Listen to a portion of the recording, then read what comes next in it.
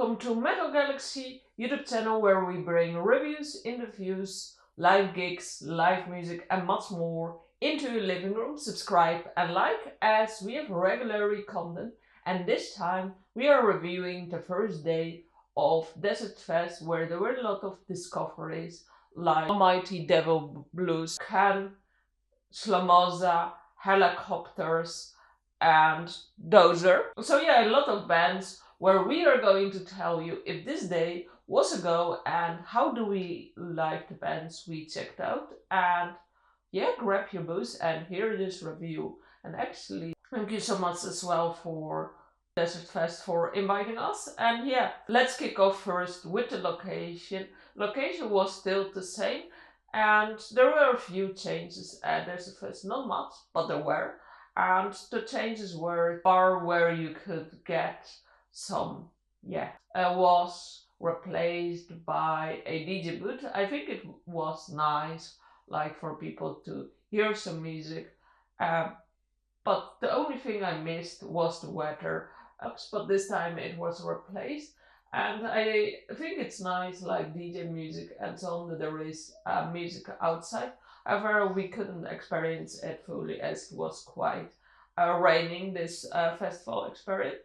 And another change as well was the Arcade Hall, the same. And yet the first band we saw was the Devil Almighty Blues. It was a very nice band from Norway, and it's interesting how the Norway blues is a bit different than American blues. It's not entirely blues, it's a bit a mix of everything, and it's super nice, the riffs they had, the vocals, and in a way they were kind of bit technical as Scandinavian bands used to be. And I love the outfit as well because they look like coming straight for a western. So yeah, great experience that really fitted, I think, with Desertfest, and really great that opened up the stage basically, because it was entirely something else than all the other bands, but still had these toner elements in their music.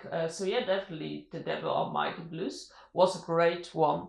Ken was in the other stage. And one thing I noticed this year that it was quite packed, which is good, but it was a bit quite packed to make pictures, videos, and as well switch from stage to stage as it was hard to get into the venue and as well to take pictures. It might be the weather as well that a lot of people were now inside. And yeah, Ken was really a nice band. Like they're very psychedelic from Australia, Melbourne to be precisely, and the way they played, they were really to the point, and as well vocal wise really strong. And we talked in the interview, and everything from this band comes from intuition. They just purchase art that will fit their music, and it's interesting to see such a band. And I must say, in some unexplained way, they really hold you tight in a grip from beginning to end. Their music is just great to tune along, headbang, or just drift away. So really liked it, and especially that the band hasn't been so long like touring, because they're in international tour because of the pandemic, was swept to an album. And yeah, it's unreal how well they play for being shortly in the scene. The next one was Slomosa, and Slomosa was again back in the head state.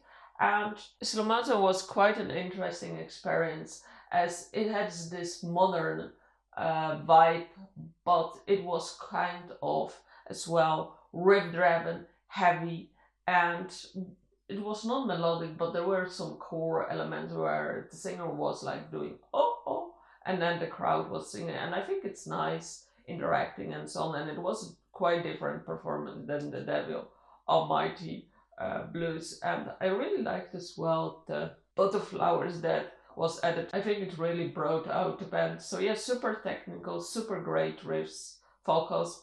And then the next one, Dozer, which was quite contrasting because in my point of view, Dozer was much more old school, band, whereas Slomosa was more new school. And I really like Dozer, and it's interesting how different as well they are from Greenleaf we spoke in the warm up review, because Dozer was pure riff rave and the vocal were much harsher as there was a different singer.